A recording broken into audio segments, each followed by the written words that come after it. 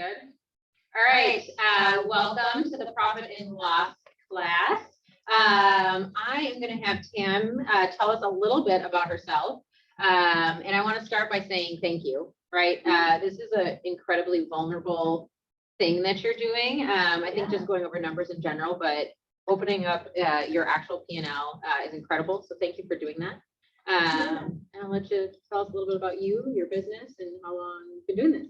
Yeah, I do think it's important to share a little bit about me so you can see that if someone like me can have a profit and loss and be sitting in front of you teaching a class about it, that you in fact can too. So I have been in real estate full time for 8 years. I did not go to school for business. I don't have an accounting background. I never did sales prior to real estate, prior to 8 years ago. I was actually in medicine and I studied human biology and chemistry. So I say all of this because it's important, because I'm not into this profit and loss sheet because I have a background in finance. You're not like a huge numbers geek or anything? No, I mean, I like numbers. Numbers need money. Yeah. But I just think it's important to know that, right? I'm still in the thick of it. I still do sales. I'm still out at showings. I actively manage my profit and loss sheets.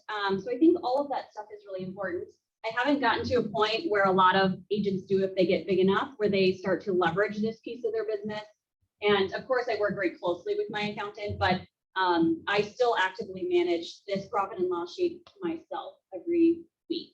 So I just think that's important. So I'm just like you guys. I'm out still in the business. I'm still doing sales, still running it all. Awesome. Yeah. Well, before we have you start that, I'm going to actually introduce Dan. Dan, if you want to come up here, he owns Stainless Photography and has brought some snacks for us, as well as just wants to introduce himself. So, well, thank you guys. Thanks to the Butler Group and KW for having me in. I run, own, and manage Stainless Real Estate Photography. We are out of Roseville. I too, just like Tam, was not in business or anything real estate related. I was a mechanical engineer, and I quit and started this up a few years ago. Loved real estate and wanted somewhere I could kind of have a competitive advantage in dealing with life and mechanical engineering, that sort of thing. And led to me creating this process and having a really good run with it. So yeah, we serve the whole Twin Cities Metro. You guys grab some donuts in the back. I got a whole bunch. And yeah, our whole thing is just making it easy for agents and hopefully helping them, helping their sellers be comfortable when somebody comes into their house to take those photographs, having good photographs, and really pumping up the realtors we work for, the sellers and the people around them. So thanks for having me, guys. awesome. And you did have a drawing, right?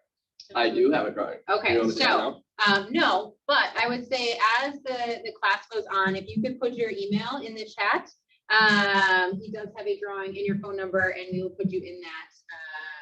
I'm not sure what it is. Do you want to share what it is? So it is a Starbucks gift card and then a gift card to Stainless. So we have two lucky winners today. Awesome. And all of you that are on the computer here, I can see all of you. Unfortunately, you left me here with all the donuts that he brought in. And I am juicing right now and they're testing. So we're gonna see how this goes. But the man's got to figure it out. He brought realtors food. Yeah, food. And it's donuts. Yeah. Like no one says no to donuts. We said probably you and I today. I'm gonna hold strong with you. I'm not gonna say on a recorded line that I'm eating a donut. But I'm like, All right. Okay, fair. That's fair. That's fair. he knows where I'm at right now. But this is being recorded and my girlfriend's watching. So we won't talk about the donuts. So then we'll just go right into your profit and loss then. Yeah. So now that he's running his business like a business, he brings realtors donuts. That is step one. For us, of course, it's getting clients, lead generation, that kind of stuff. But I want to talk about the dirty things and the ugly stuff on the back end that a lot of us don't like to do. But we have to when it's tax season, which they're due here in March if you are an LLC, and then off in April unless you extend. So we can't avoid these conversations come this time of year. Your accountant wonders where your stuff is, and if you don't have it together, it's not fun. And I think anyone can vouch for this. If you procrastinated and then had to shove all this stuff together, I'm not looking at you for any particular reason. I mean, I have never done that. I don't know what you're talking about. I've never extended my taxes. So I want to give you guys an opportunity to take a look. We're going to deep dive into my actual profit and loss sheet. These are real numbers. I've erased some information, things like that. But like Kimmy said, it's really unheard of in our industry to put our numbers on the screen.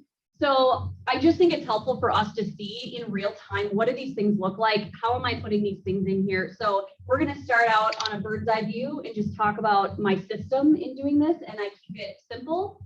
And then we're going to deep dive in and walk around. We can ask some questions, things like that. And then at the end, I will tell you how you can get a blank version of this P&L for your 2022 season also, and you can get started and catch up. So let's jump right in. Of course, they say, run your business like a business. I call that a Kellerism. We hear it all the time at Keller Williams. I know sometimes people don't see us as business owners, but we are in fact business owners. And do you know your numbers? Katie is our team leader. She does a lot of coaching, and that's probably one of the first things she's going to ask is your numbers. And we talk about GCI, units sold, things like that. But I am a results girl, so I always like what's my net? What am I bringing home to my family? And the only thing that's going to tell you that is this guy right here. So why do we need one of these? Jamie, what's the biggest one? Why do we need one of these? Taxes. Taxes. I mean, that's why we're talking about it now, right? You can avoid this. You can run your business. You can spend money. You can make money. Money can come and go. But if you don't have a P&L, you can't buy a house as a realtor, right? Nope. And you can't file your taxes. So that's the number one reason why we're here and why we're doing this. So you can delay all you want, but when your taxes are due, you're going to need this. Of course, tracking, right? We're just tracking money in, money out. I also use this. You'll see the last page on my P&L to just track transactions, just so I can see. My accountant doesn't see that page. We'll dive into that a little bit, but I also track just my units and my transactions on there as well. So let's talk about that for a second, because I know when we went over numbers last year, or kind of at the end of the year, talking about where you were at, you made more money than you had previously, like the year before. However, you had, remind me, the same amount of units or less units? Yeah, so the same as like 2019. Okay, so the tracking piece for you is really also to make sure that, okay, as I go to the next year, or if the market shifts, I know what I have to do to make sure that either I have to up my units, or you have to, increase your price point. Right, and a big change here too with my expenses, and you'd see it if you had my 2019 taxes, is as we grow as a business, as you take on staff or things like that, or other agents and referral fees, or you're cutting out a buyer's agent or something like that, it's going to change the way your P&L looks. And we've got the Millionaire Real Estate Agent, we've got the economic model. I've got a little bit of information in that too, but it also changes. If you're a solo agent versus a team, the percentages are going to look a little different. And now we've talked even more about these really high profiting smaller teams, right? So this is also really important to take a look at your P&L during growth seasons, right? Am I leveraging right? Am I spending my money where it needs to be spent? That kind of stuff. So analysis is the next thing I talked about, right? My P&Ls over the last 8 years have actually shown me that I haven't spent enough money on marketing, right? So for me, it was, where do I lean out, but also where should I be spending some of this money? Where to reinvest it, like where to reinvest in your business. Yep. And so of course that goes straight into business planning, right? So I definitely take my P&L when I'm business planning. So I do my business planning in October. So my P&L is not totally complete, but I can pretty much see the projections of where things are going. But it's also good to look back and see, to compare 2022 to 2021, just like we do our numbers, but your actual expenses and things like that. So I think the biggest thing for me too is, like I said, it's how much money are you bringing home to your family, right? And that's what's your income as a person, right? You're not a W-2 employee anymore. You're a 1099 realtor. So what is your income? What's your net? That's how much money you're bringing home to your family. You're going to pay taxes out of that, but we don't see that with Keller Williams gives us a lot of data on our stats, volume, GCI, all that stuff. And I use it to compare all my numbers to make sure they all match, but they don't tell us what our net is, right? Because they don't know what our expenses are. So the only way you're going to know how much money you're actually taking home is if you're filling out a P&L. And you won't know how to make adjustments in your business if you're not doing this regularly, right? So this is a system that has to exist not at one time of the year, not March 12th.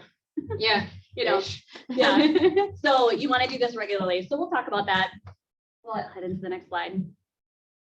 So for me, like I said, I'm not an accountant. I'm not like a numbers bean counter. Actually, I think my KPA says I'm like not much of a details person. So it's funny that I'm up here. I'm saying if I'm doing this, you can too. I feel like you and I are probably very similar. To Yeah. DI. I'm way a- up there. I'm a DI, yeah. I like so if I can do this, and the only way that I can do this is I have to keep the system simple, right? And there are so many different ways to do this. You know, as teams get larger, you know, people will use TurboTax. People will, if you're taking screenshots of your receipts and sending them off to your accountant, and they do all of this stuff for you. I love that too. If this is just not your thing and you want to leverage it, but just make sure you keep your eyes on it regularly. So your system then is do whatever your accountant tells you to, and make sure you keep looking at this. This isn't something that you don't want to go back and look at regularly, even if someone else is managing it. So how often do you look at your P&L? Yeah, we're going to talk about that. So I look at mine. Mine is a shortcut on my main screen. So I look at it very often, but for sure once a week. Okay, because I'm putting information in there. But you know, I've got it as a shortcut, so I can just double click on it and it's going to pop up for me right away. I'm for sure in there every week though. Yeah, and I know it doesn't have to be every week either. It could be less than that. But so here's some of my quick tips. You know, everyone has a different system. I'm just sharing mine, and hopefully there's some value that you guys can get out of this. But you should have one bank account. You should have or more if you need to, but there should be something that's separate. Your money that's coming in from your commissions should not be in your personal checking. And I know that was a good piece of advice that I got right when I got into real estate, was to separate them. And I'm super thankful for that. It makes it everything's a lot easier. So create a separate account. You're going to need an LLC to have a separate business checking account. So even if you don't have that and you don't necessarily need to have that, have a separate personal account. In your commissions, you tell Heather, you tell your market center administrator to deposit all your commissions into that spot, right? So all your commissions go in that one spot, and then get a card, a credit card, debit card that's attached to that account, and have all your expenses come out of that one place. So everything's coming in and coming out of the same place, right? And nothing else is mingled in there. Make sense? Totally makes sense. Yep. So the next one is save all your receipts. I know some people save manual receipts, and honestly, I won't even lie, right? I am high D. So what do I take all my receipts? They're in the back of my purse, and I shove them in a bin, right? So I leverage that out also. But I know that I have them. I laugh because they're usually crumpled in mine, and then I have to like flatten them out. Yeah. To, like, put, I don't do this, but I do. well, they get this. shoved in because Yeah. you put too many in one place, and you know. So I do keep it simple. Other people, you know, they might check it like next to their P&L. I don't do that. I could be more detailed about it, right? It's just not in my nature. And this system seems to be working for me. So that's something I leverage, right? Just make sure I have them all. If I have an electronic receipt, I save them into a receipts folder. That's under expenses, 2022 receipts. Then I also have a folder for like my DAs from KW and my bank statements. Every month, I put them all in my little expense folder. So save all your receipts in one place, whether you're going through them at the end of the month, but just make sure you have them, and then you keep them, right, for 7 years. I literally, at the end of the year, I shove them all in one package, and then I store them all away. Because I don't really like to look at them a lot because they're super detailed. I do track my mileage every day, and I input it on my P&L weekly. I don't know how many people do track their mileage, but it's one of those tough things that if you don't, it's hard to do later, because that's 365 days of tracking your mileage. So, well, I think a good tip on that one is making sure that you have the addresses in your calendar, right? So if you track your calendar even every week, if you don't do it every day, you can go back and say, okay, this is what I did today. yeah, I track my calendar also, right? I've got my showings. I have showing time also merged and synced with my calendar, so all my stuff is on there. I use Google Calendar also for all my, and I've got locations on there too. So if I do, because I'm not necessarily doing it, I might be busy and I don't do it every day, but for sure it's going to be at the end of the week, and then I'm like playing catch up, which I don't like to do, but sometimes that happens. But I absolutely am recording where I'm at each day, like, you know, where am I going to and from. Mm-hmm. Yep. So my thought on that though is, like, if you're not doing it weekly, I mean, at minimum do it monthly, right? Like, you don't want to be doing 12 months of tracking. I've just talked to so many agents who've done that at the end of the year, and they're going back a full year trying to write off mileage. because they haven't done it at all for the year. And I mean, if you ever got audited, it's going to be a little tricky if you have no proof that you were actually at any of these places. So I thankfully in 8 years have not been audited. So hopefully that doesn't change. But I think having a really simple, clean P&L, I have an accountant do my taxes, and that probably eliminates some of that risk. Also, yeah, update bi-weekly. You can pop back. There you go. Yeah. Or monthly at minimum. That's what I tell people. If you really are just getting into this and just do it at the end of every month, right? Pull your bank statements. They're going to have your months for your bank statement, match them back with all your receipts, and input that data into your P&L. I'm going to show you my P&L. I have tabs for every month. And then the last page, you get a year's total and then a transaction one. So this will make more sense. We'll dive into this, but I'll show you where you can input those, and then the receipts if you're matching them. I just have somebody else do the matching of the receipts. And like I said, yeah, use your bank statements to just confirm your data, right? To make sure that it's all right. If something's on there that you're missing, but this is why it's so important to just have all that stuff coming in and out of the same place. Because if you don't, then you've got to pull it from different spots. I wanted to talk about this before we hop into my P&L, because things are listed differently. We're going to talk more about this as we dive into it, but the two different things are COS or expenses. What is a COS? Anybody know? I think I have it up there. Well, I already wrote it up there. So a cost of sale is only like something if you make a sale. Yep. Right? So like if you hire a photographer for a listing and you close on it, then you can count that as a cost of sale. Yep. So sometimes people do these different, right? So when we do like MREA, things like that, they don't include cost of sale as a photographer, right? As marketing. You could do that just to see like, what am I spending per transaction? And some people who have more in-depth P&Ls will do that.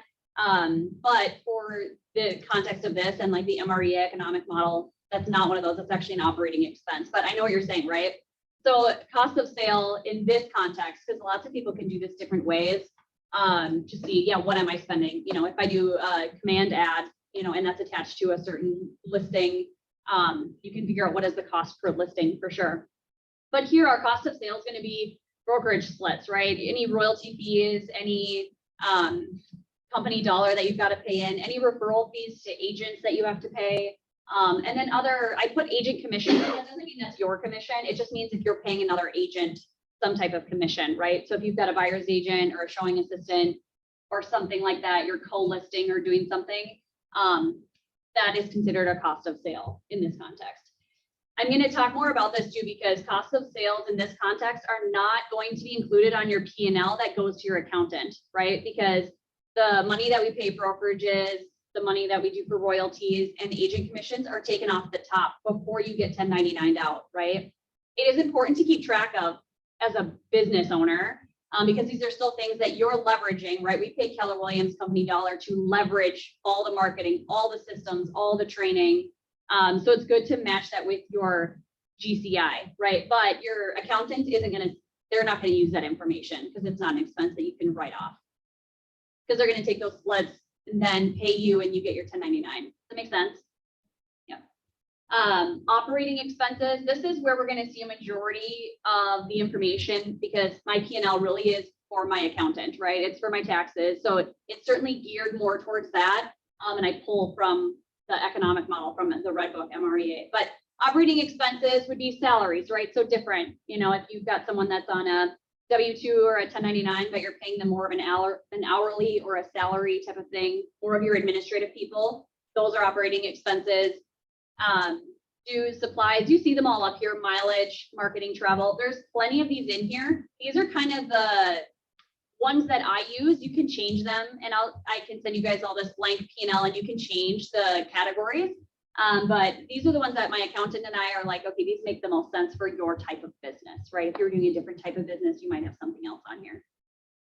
We'll hop over to the next one. I say this a lot. When I'm just talking to agents, I love that Keller Williams as an international company has shifted more to what do you net, right? I remember back many years ago, we had people up on the stage at Family Reunion and they had huge growth, right? Big teams, big growth, their numbers were very intimidating. But I always asked myself, I'm like, okay, but how much money do they take home? How much money is their staff taking home? You know, the agents that work with them, you see these big teams that, you know, how much money are they actually bringing home to their families for the hours that they're working? So to me, it's what matters most.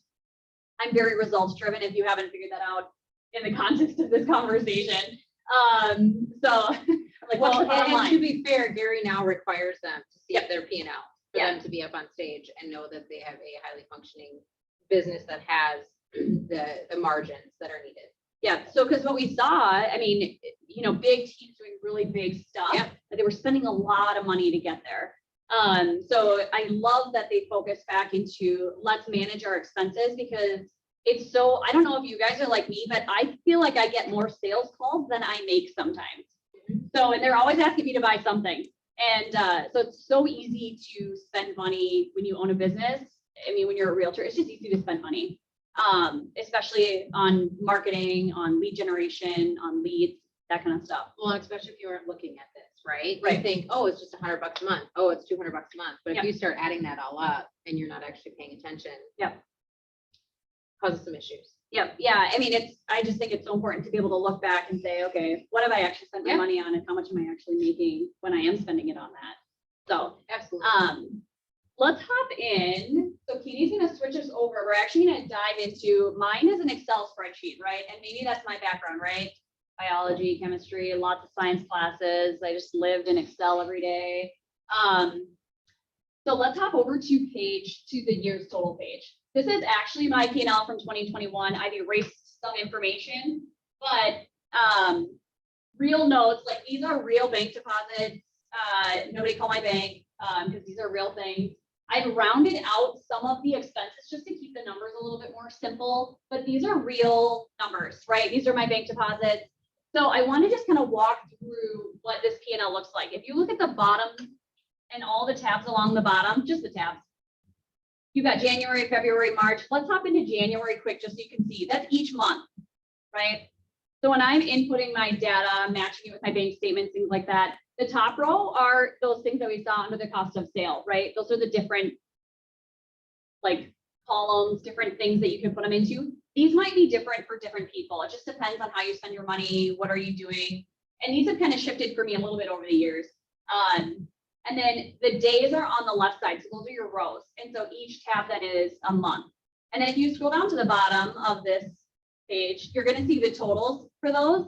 And then all of those total back up on if you go to the year's total tab on the bottom, they'll automatically populate on the left side here. So where all these expenses are, they automatically populate. So if Katie went into January and typed in like $1,000 into office, you do that, just type in, just type in 1,000 somewhere simple. There you go. Don't worry, I'm not using this one to file my taxes now, so this won't be wrong. But on my office supplies went up by 1,000. So it automatically adjusts, right? So there's formulas in here to just adjust some of these things. And then you can see my income. So scroll up to the very top for me. This number here under deposits, that is not my GCI, right? These are actual like deposits that went into my business checking account, right? So this is not going to be the same number that matches my GCI. For me, it also includes my profit share. So I have profit share on here on this page as well, because when I file my taxes as a real estate owner, my profit share is going to go into that as well as income, right? So you're going to see that on here. So that's why some of these, if you have questions about this, I'm more than open to answer these offline, or talk with how this might be able to be modified for whatever works for you. But my profit share is on here as well. So that's going to be totaled up at the top. And so the deposits come in, all the bank deposits, if you scroll down just a smidge, Katie, a little bit more. So my total here, 219,988, these deposits, that's not including my profit share, but that automatically populates up at the top. And then my profit share automatically populates at the top also. So the information I'm putting in on this page, and maybe I should have highlighted it just so you could see, but I'm actually just putting in the bank deposit information. I put the addresses under notes. So I'm filling in those lines, and then they're automatically filling out over here. So I don't touch this piece here, this expenses, deposit, those are automatic formulas, and they just populate in from when I put them in under January, February, March, April, that kind of stuff, right? And then my meals and entertainment, Mileage, there's notes here because mileage changes every year. So for 2021, it was 56 cents a mile. So you'll want to adjust that and it'll automatically change for you when you change that. So I do send these out to people every year though, and I update them. So if somebody like I get a lot of people that'll ask me for 2022 or something. So my total expenses are listed here, right? Those are just automatically populating. So I never touch that one. It just automatically populates. And then my net income.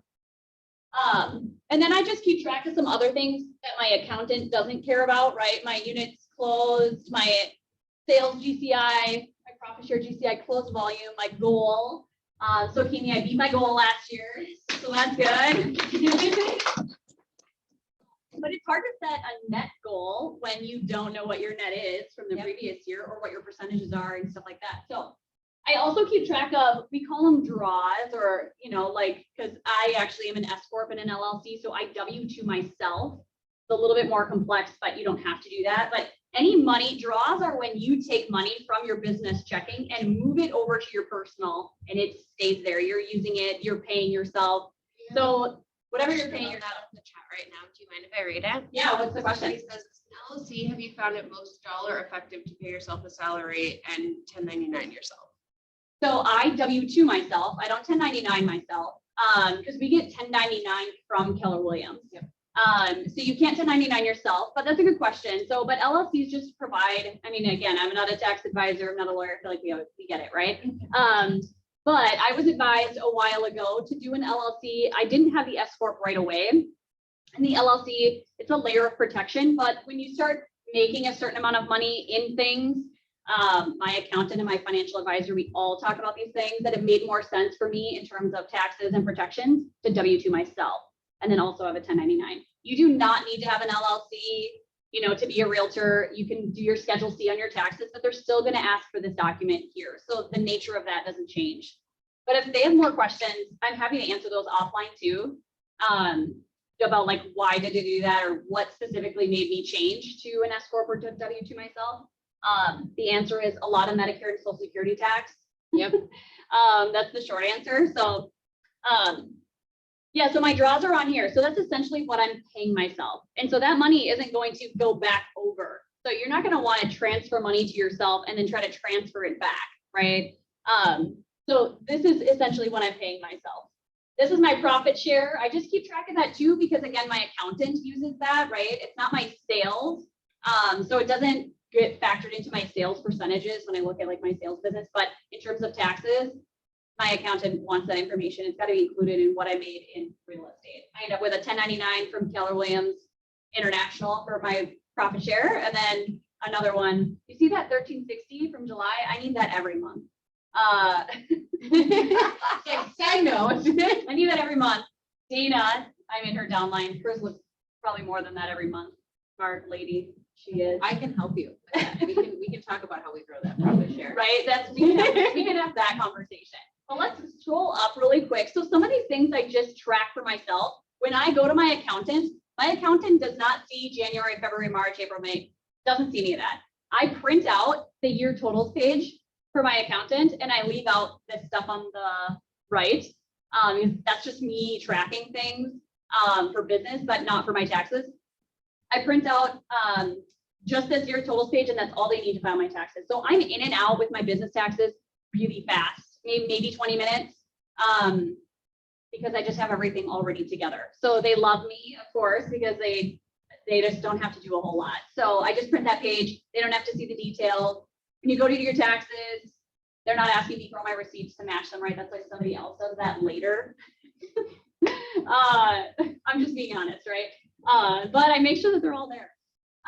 So yeah, I just print out my year's total page, and then that's all I need. Let's go over to, I'm going to talk about my transactions tab. This is just something that I have just to keep track of what goes where, right? I can match this information whenever you have a closing, if you're with Keller Williams, you know, but so we get a DA form. What does that even stand for? Distribution authorization. Distribution authorization. Thank you. I was like, thanks, Wendy. I've always just been DA. DA form. So like I said, in my expense folder for my business, I have business, expense, And then I have my DA forms because they hold so much information and I can check back with all my stuff. I have my bank statements and my receipts. So I can use those to match all of this stuff, right? Like what's the sale volume, what's the GCI, what's my KW split, you can see when I capped, right? I think the second and third one are switched in terms of dates, but either way, what's my cost of sale, right? So that's just adding up my KW split, my KW royalty, roll to the right, and just keep track of my KW pairs should just add a 0. Maybe that's what 2022 should be. It was just automatic in there, but maybe we'll add a 0 there. So yeah, so this is just kind of the bird's eye view of all my transactions. And if you scroll down to the bottom, I can match all of these. So these numbers should match, you know, when you get your multi-year trends report or you get your income summary, I look at those things all of the time. It should match these numbers, right? So my total GCI should match, my sale volume should match on the forms that KW is giving me. So I have highlighted in green, this is my GCI from the sales, and then just extra funds that I've gotten from like broker admin fees. And that's my total for my total GCI. So let's pop back over to the year totals page and just go to the right, just a smidge. This is me just like tracking some things, right? What are my percentages? I erased some of this information, right? What's my one-time W-2 to myself? You can do it more often than that, but I just do a one-time W-2. I pay my estimated taxes quarterly, that kind of stuff. But what's my end balance for 2020 and then my total at the end of the year? So that's important to keep track of, right? Just to see, those are just things that your accountant's probably going to ask for. Does this all sound familiar to you? Yeah, and I'm just looking at your actual versus the goal on your Yeah. profit. Yeah, so yeah, we can talk about that a little bit. I mean, So, that's impressive. yeah, so it's like you'll be happy, right? It's not embarrassing to put myself on up here. And it's because I am smaller, right? And like I said, when you get this 30-30-40 is from MREA economic model. So if I was gonna net $1 million, I'm probably sitting at 30-30-40. I think they're adjusting that a little bit or modifying There's it with some teams. modifications that are going to start coming up just Yep. because of the structures of teams and whatnot. Yeah, so we're gonna see, I was trying to look it up, but they just haven't published it that I could find yet. So, but yeah, those are my actuals, right? So on my, I did at the bottom, I said profit minus my profit share because I wanted to see, like I was just taking that out of my income for that part of it. So that's not included in those like profit, operating expenses, and cost of sale. I want to mention my profit is high, and I just got a raise this year too because we just got a lower cap, so I got a raise. So this will look even better next year. But I have to admit, the cost of sale is because we cap, and it's not, we don't pay that much into Keller Williams for what we get back. So my cost of sale is super low, but it's just because of who I partnered with, right? It's not anything else, like, you know, it's just a decision I made to be in this office and with Keller Williams. So my cost of sale is down because I'm not paying commission splits to a brokerage. I think this is an important conversation to have too, because I'll plug a little bit just in regards to brokerages on that, right? Is that's a really important number to know is how much is it going to cost you to be somewhere, right? Because you might be, you know, put into a certain situation where it's like, hey, we can give you this, we can do this, you can be put on this split. However, you have to look at that long term, right? So if your splits are different and you're not capped, that cost of sale is going to look very different. Yeah, and I think that why cost of sale is so important. You don't see cost of sale on the left side of this totals page because, again, my accountant doesn't care about GCI. That's not what they need to see. So I just put it on the next page, right? But it's important for me to know because the cost of sale, you don't get that in a deposit, right? If you're just looking at your bank account and you're like, I got $5,000, I spent $3,000, I'm like, well, yeah, but what about the top? And because you still had to work for it, the commission came in because of the work that you've done.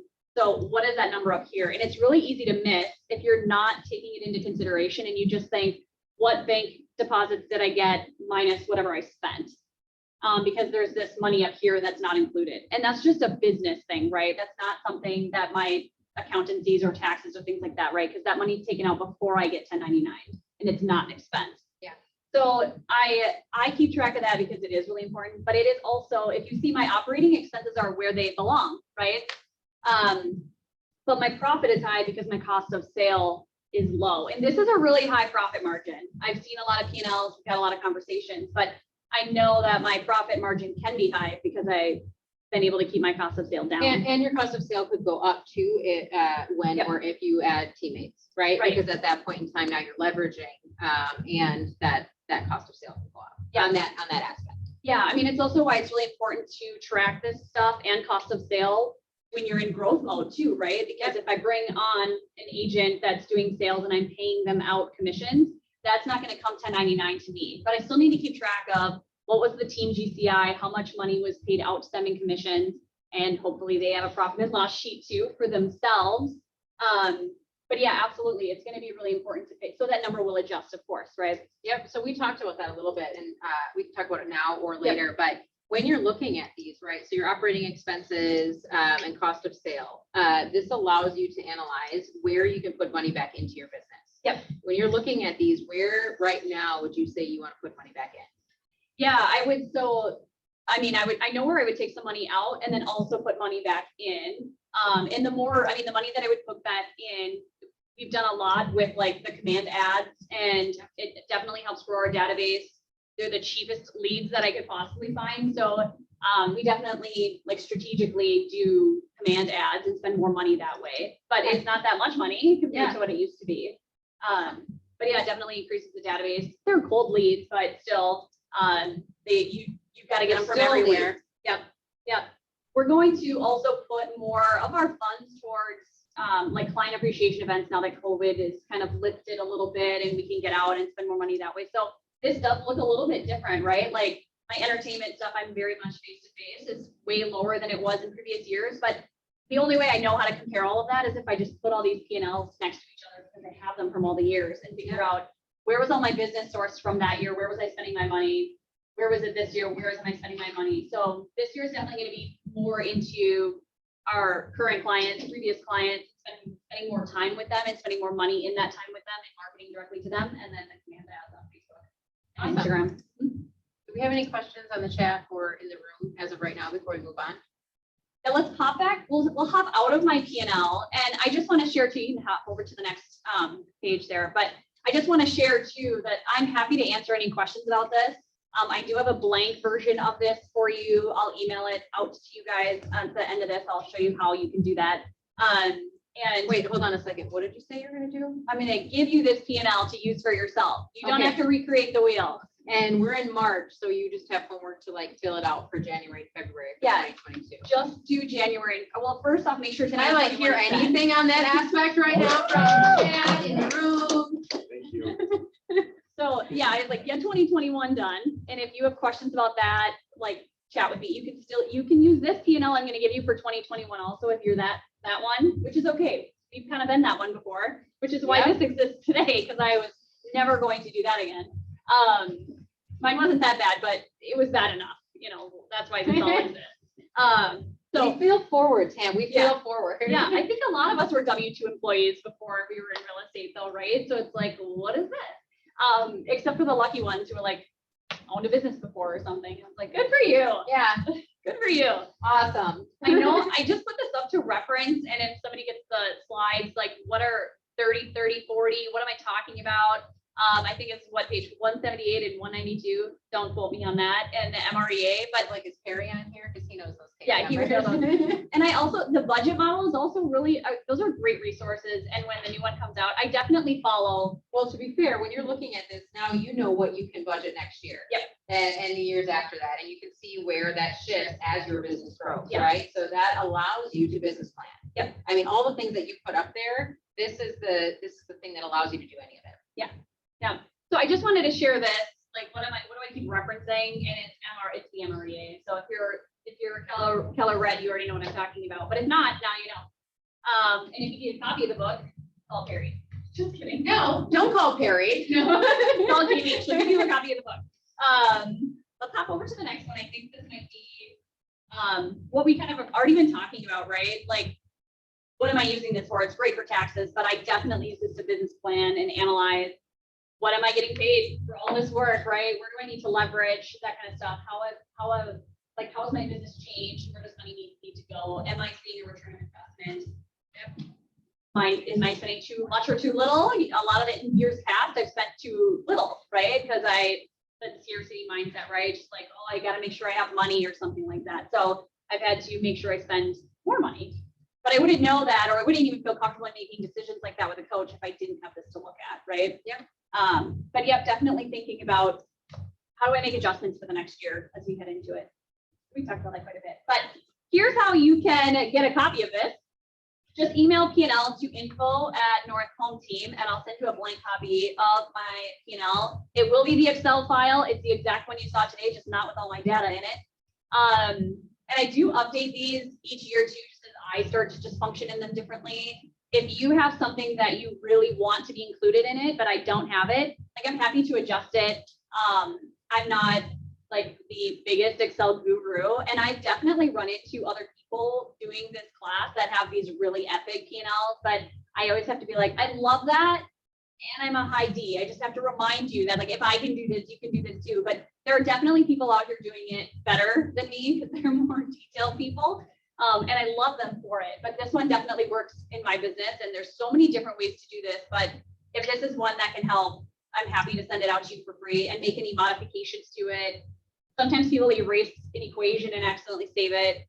I'll send it back to you. So feel free to reach out to me at that same email. Of course, my phone number is everywhere if you want to just text me too, but happy to answer any questions about this or any like back end business questions and things like that. Are there any questions in front of us or on the screen? I had a specific question about the cost of sale and when you're talking about agent commissions, so is that like for like referrals or like if you have a listing and you're splitting the commission with a buyer's agent? Yep. Yeah. So like if I have to pay a referral fee out to another agent, I'm going to track that in there. Yep. And then also if I'm paying like a buyer's agent or a showing assistant or a co-listing, something like that, I'm going to put that in there. Thank you. Any questions in the chat? Awesome. I think then if there's no questions, I just want to say thank you. I think that this, if someone that you know is not on here, we are recorded, is that correct? Share it with them. I mean, if they're not here, they should be, because I talk to agents on a daily basis, and I can guarantee you there's only about 20% of agents that have a P&L, and that actually might be generous. So honestly, if you loved this class, share it with another agent. Like truly do that, because they will thank you in the end. And thank you, Tam, for opening up your P&L and sharing it with everybody. I think it was amazing.